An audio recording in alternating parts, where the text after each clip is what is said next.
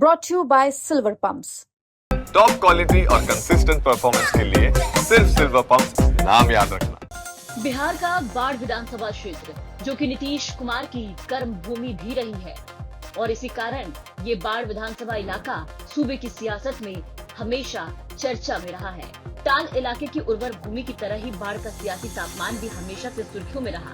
राजपूत वोटरों की बाहुल्य तादाद के कारण बाढ़ को पटना जिले के मिनी चित्तौड़गढ़ के रूप में माना जाता है। आजादी के बाद हुए अब तक के सभी विधानसभा चुनाव में बाढ़ विधानसभा से एक बार को छोड़ दे तो हर बार राजपूत प्रत्याशी ही विजय हुए। बाढ़ का नाम इसलिए भी चर्चित रहा क्योंकि सूबे के मुखिया सीएम नीतीश कुमार की बाढ़ कर्मभूमि रही। 1989 में बाढ़ लोकसभा से नीतीश कुमार पहली बार सांसद निर्वाचित हुए थे। लगातार 2004 तक वो इस इलाके के सांसद रहते हुए केंद्र में रेल मंत्री, कृषि मंत्री समेत अन्य मंत्री पदों को धारण किया और यहीं से नीतीश कुमार ने बिहार की बागडोर संभाली। हालांकि बाढ़ लोकसभा क्षेत्र का अस्तित्व अब समाप्त हो चुका है और बाढ़ अब मुंगेर लोकसभा क्षेत्र का हिस्सा बन चुका है, जहां से वर्तमान में नीतीश कुमार के करीबी ललन सिंह सांसद है। अब क्योंकि बिहार में एक बार फिर से बिहार विधानसभा चुनाव है, ऐसे में बाढ़ विधानसभा क्षेत्र की चर्चा खूब हो रही है। सवाल वही कि आखिर इस बार किसका पलड़ा भारी है, किसकी यहाँ पर दाल गलेगी, कौन इस बार फिर से बाजी मारेगा। इसको समझने के लिए पिछले 3 साल के रिकॉर्ड की अगर हम बात करें तो साल 2010 के चुनाव परिणाम में यहाँ जेडीयू का सिक्का चला था और ज्ञानेंद्र कुमार सिंह ज्ञानू यहाँ से जीत दर्ज किए थे और उनके ऑपोजिट खड़े थे आरजेडी के विजय कृष्णा, जिन्हें हार का सामना करना पड़ा था। 2015 की बात करें तो इस बार आरजेडी और जेडीयू साथ में चुनाव लड़ रही थी, तो इस बार ज्ञानेंद्र कुमार सिंह ज्ञानू ने बीजेपी के टिकट पर चुनाव लड़ा और एक बार फिर से यहाँ से जीत हासिल की। उनके सामने इस बार खड़े थे जेडीयू के मनोज कुमार, जिन्हें हार का मुंह देखना पड़ा। साल 2020 के चुनाव परिणाम की बात करें तो बीजेपी के टिकट पर एक बार फिर से ज्ञानेंद्र कुमार सिंह ज्ञानू ही उतरे और जीत भी हासिल की और सामने खड़े थे कांग्रेस के प्रत्याशी सत्येंद्र बहादुर, जिन्हें हार का सामना करना पड़ा। तो लगातार 3 साल से इस सीट पर ज्ञानेंद्र कुमार सिंह और ज्ञानू का कब्जा रहा है। फिलहाल बाढ़ विधानसभा क्षेत्र बीजेपी के कब्जे में है। ज्ञानेंद्र कुमार सिंह ज्ञानू लगातार 20 सालों से बाढ़ के विधायक हैं। ज्ञानू 20 साल तक इलाके का लगातार प्रतिनिधित्व करने वाले पहले विधायक हैं। इस बार किसकी गले की दाल, किसका पलड़ा है भारी, इस बारे में वहाँ के वरिष्ठ पत्रकार क्या कहते हैं वो भी सुनिए। बहुल क्षेत्र घोषित है, पूर्व से ही घोषित है और आज भी है। और सारे दल जो होते हैं सब लोग यहाँ राजपूत वर्ग को ही टिकट देना चाहते हैं, जिसके वजह से यहाँ राजपूत वोट का बिखराव होता है, जबकि बाढ़ में निर्णायक वोट भूमिहार और ओबीसी का है। ओबीसी और भूमिहार वोट जिधर भी जाती है जीत उसी का होता है।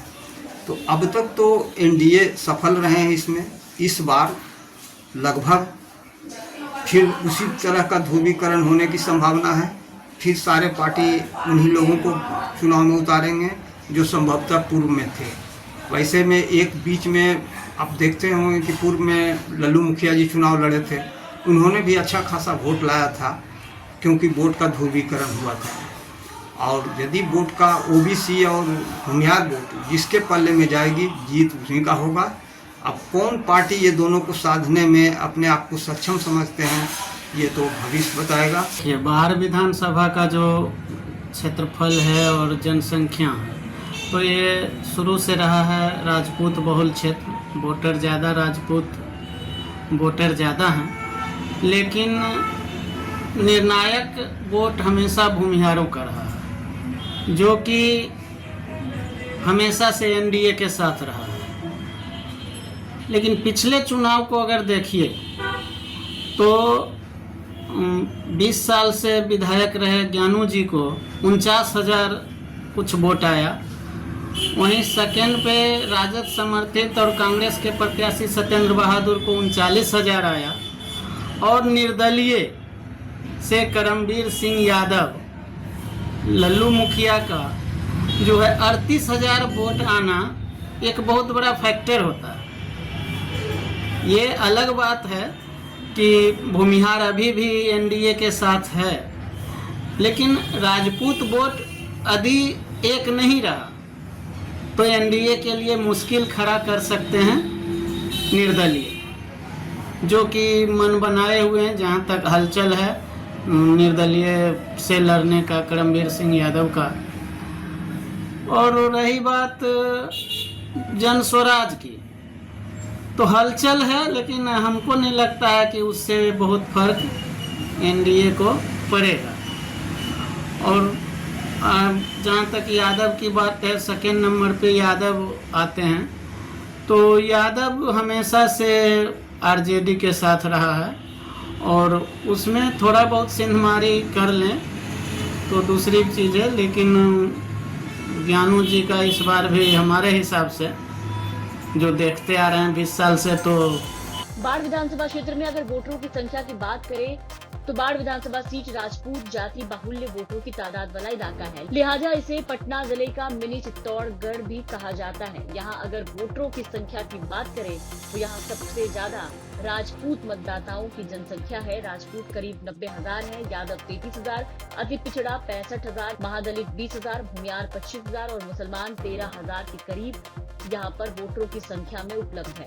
इसके अलावा अगर कुल आंकड़ों की बात करें तो कुल वोटरों की संख्या यहाँ पर 2,76,000 है। पुरुष मतदाता की संख्या 1,45,000, महिला वोटरों की संख्या 1,29,000 और ट्रांसजेंडर यहाँ पर 3 है। 2020 में हुए विधानसभा चुनाव में बाढ़ विधानसभा क्षेत्र से भाजपा के ज्ञानेंद्र सिंह ज्ञानू ने कांग्रेस के प्रत्याशी सत्येंद्र बहादुर को करीब 10,000 मतों से पराजित किया था, और लगातार 20 साल से ज्ञानेंद्र सिंह और ज्ञानू जहां पर प्रतिनिधित्व कर रहे हैं। ऐसे में देखना होगा कि इस बार 2025 के विधानसभा चुनाव में किसका पलड़ा भारी होता है, कौन यहां से चुनाव जीतता है और किस पार्टी का इस बार बाढ़ विधानसभा क्षेत्र में कब्जा होता है। आपको क्या लगता है, अपनी राय कमेंट करके जरूर बताएं। बाढ़ से धर्मेंद्र कुमार की रिपोर्ट, बिहार से।